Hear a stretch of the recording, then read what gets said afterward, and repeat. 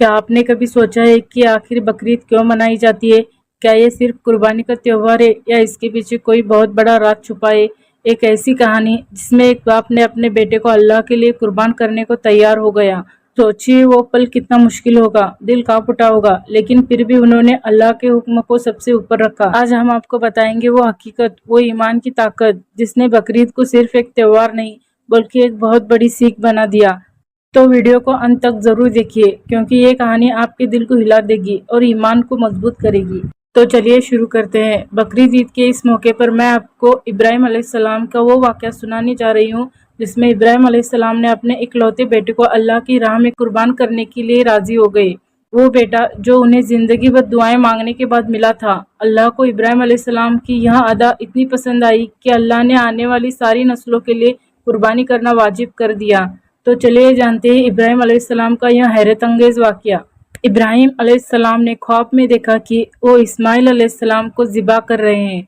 उनकी नींद खुल गई। इब्राहिम अलैहिस्सलाम जानते थे कि अंबियाओं के ख्वाब अल्लाह की तरफ से वही होते हैं, लिहाजा उन्होंने इस ख्वाब के मुताबिक अमल करने का इरादा कर लिया। इब्राहिम अलैहिस्सलाम के लिए यह बहुत बड़ा इम्तिहान था। अगले दिन इब्राहिम अलैहिस्सलाम उठे और अपनी बीवी हाजरा को कहा कि हमारे बेटे इस्माइल को नहलाकर अच्छी तरह तैयार कर दीजिए। इब्राहिम अलैहिस्सलाम की बीवी हाजरा ने अपने बेटे को बहुत अच्छे से नहलाकर खुशबू लगाकर तैयार कर दिया और इब्राहिम अलैहिस्सलाम अपने बेटे को लेकर एक पहाड़ की तरफ रवाना हो गए। इब्राहिम अलैहिस्सलाम यह तकलीफ भरा फैसला कर चुके थे कि वो अपने बेटे की कुर्बानी देंगे, पर शैतान को कैसे मंजूर होता कि कोई अल्लाह की इताअत है। तो शैतान भी अपने काम पर लग गया। वो सीधा इब्राहिम अलैहिस्सलाम की बीवी हजरत हाजरा के पास एक बुजुर्ग की शक्ल में गया और उनसे कहा कि इब्राहिम तुम्हारे बेटे को किसी दावत पे नहीं बल्कि उसे कुर्बानी करने के लिए ले गए हैं। यह सुनकर हजरत हाजरा बहुत हैरान हुई, पर वो समझ गई कि यह जरूर अल्लाह का हुक्म होगा। तो उन्होंने शैतान से कहा कि अगर अल्लाह ने इब्राहिम को ऐसा करने का हुक्म दिया है तो यह हमारी खुशकिस्मती है। यह तो मेरा एक बेटा है, अगर मेरे इस्माइल जैसे 1000 बेटे भी होते तो मैं खुशी खुशी उन्हें अल्लाह की राह में कुर्बान कर देती। सोचिए एक माँ के लिए यह कहना कितनी बड़ी बात है। जब शैतान हजरत हाजरा को भड़काने में नाकाम हो गया तो सीधे उनके बेटे इस्माइल अलैहिस्सलाम के पास गया और कहने लगा कि तुम्हारे बाबा तुम्हें किसी दावत में नहीं बल्कि तुम्हें मारने के लिए ले जा रहे हैं।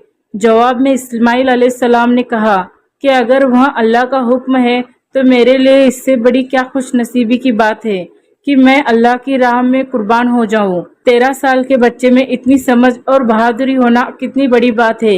यहाँ भी जब शैतान नाकामयाब हो गया तो वह इब्राहिम अलैहिस्सलाम को भड़काने की कोशिश करने लगा कि तुम्हें यह बेटा इतनी मन्नतों से मिला है, अगर तुमने इसे कुर्बान कर दिया तो बुढ़ापे में तुम्हारा सहारा कौन बनेगा, और अगर अल्लाह ने यह कुर्बानी भी कबूल नहीं करी तो तुम्हारा कितना बड़ा नुकसान हो जाएगा।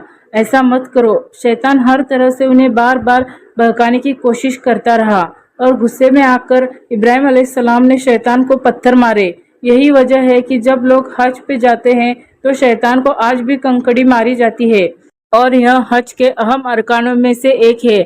शैतान के जाने के बाद इब्राहिम अलैहिस्सलाम ने अपने बेटे को सारी बात बताई तो इस्माइल अलैहिस्सलाम ने फरमाया कि बाबा अगर यह अल्लाह का हुक्म है तो मुझे यह मंजूर है। आप बस मेरे हाथ पैर बांध दीजिए और अपनी आंखों पर पट्टी भी बांध लीजिए ताकि आप मेरी जब गर्दन पर छुरी चलाए तो आपको तकलीफ ना हो और आप यह करने से मुकर न जाए।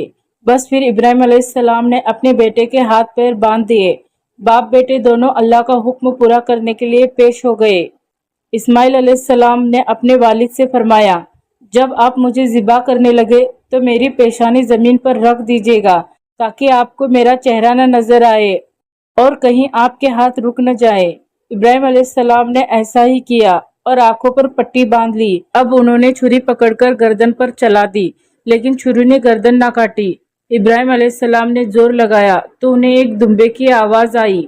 इब्राहिम अलैहिस्सलाम ने हैरान होकर पट्टी खोली तो देखा कि एक दुम्बा कटा हुआ है और इस्माइल अलैहिस्सलाम दूर खड़े मुस्कुरा रहे हैं। अल्लाह ने इब्राहिम अलैहिस्सलाम को आजमाया और इब्राहिम अलैहिस्सलाम अल्लाह के एक हुक्म पे अपने इकलौते बेटे को कुर्बान करने के लिए राजी हो गए। वो भी वो बेटा जो उन्हें 86 साल की उम्र में पूरी जिंदगी बे औलाद रहने के बाद मिला था।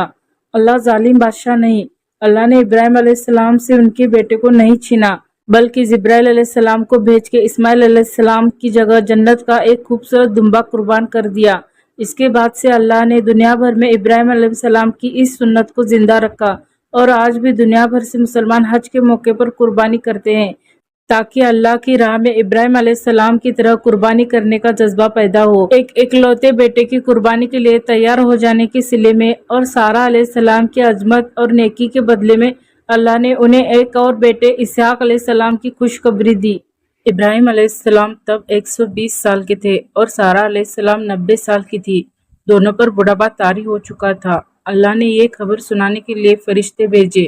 فرشتوں نے ابراہیم علیہ السلام کو سلام کیا اور بیٹے اسحاق علیہ السلام کی خوشخبری دی۔ یہ سن کر سارہ علیہ السلام بہت حیران ہوئی، کہنے لگی، کیا میں بچہ جنوں گی؟ حالانکہ میں بانجھ ہوں، میرے خاوند بوڑھے ہو چکے ہیں، یہ تو حیرت کی بات ہے۔ اس پر فرشتوں نے کہا، اللہ کے فیصلوں پر تعجب نہ کیجیے، یہ تو اللہ کی آپ پر رحمت ہے، بے شک وہ قابل تعریف ہے۔ ابراہیم علیہ السلام اسماعیل علیہ السلام سے ملنے مکہ آتے رہتے تھے۔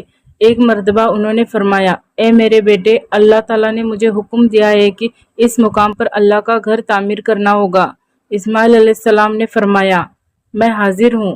پھر ابراہیم علیہ السلام اور اسماعیل علیہ السلام نے مل کے کعبہ کی تعمیر کی۔ جب وہ بیت اللہ کی بنیادوں کو بلند کر رہے تھے تو وہ دعا مانگ رہے تھے کہ اے ہمارے رب، ہماری محنتوں کو قبول فرما، تو دعا کو سننے والا، جاننے والا ہے، اور ہمیں اپنا فرمانبردار بنا، ہمارے اولاد میں سے بھی ایک فرمانبردار گروہ بنا اور ہمیں عبادت کا طریقہ سکھا اور ہم پر رجوع فرما، کیونکہ تو ہی توبہ قبول کرنے والا ہے اور رحم فرمانے والا ہے۔ اے ہمارے رب، ان پر انہی لوگوں میں سے ایک رسول بھیج جو ان پر تیری آیت کی تلاوت کرے اور تیری کتاب اور حکمت سکھائے اور انہیں پاک کرے، یقیناً تو غالب اور حکمت والا ہے۔ تعمیر کے وقت اللہ نے جنت سے ایک پتھر بھیجا تھا جس کا نام حجر اسود تھا۔ یہ پتھر نہایت سفید تھا۔ اب یہ پتھر لوگوں کے گناہ کی وجہ سے کالا ہو گیا ہے۔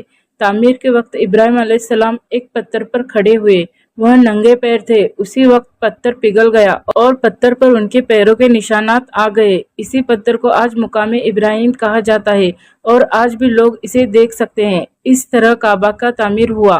اللہ نے ابراہیم علیہ السلام کو حکم دیا کہ لوگوں کو حج کا اعلان کرے۔ اس پر ابراہیم علیہ السلام نے فرمایا، اے اللہ، میری آواز بھلا کس کس تک پہنچے گی؟ اللہ نے جواب دیا، آپ کے ذمے آواز لگانا ہے، پہنچانا ہمارا کام ہے۔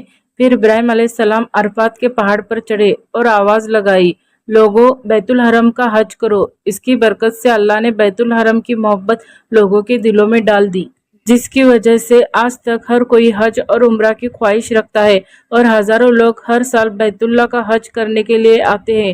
ابراہیم علیہ السلام نے 175 سال کی عمر میں وفات پائی۔ ابراہیم علیہ السلام پر بہت آزمائشیں آئی، پر ہر معاملے میں ابراہیم علیہ السلام اللہ کے وفادار رہے۔ اسی لیے اللہ نے ابراہیم علیہ السلام کو خلیل الرحمن کے لقب سے نوازا، یعنی اللہ کا دوست۔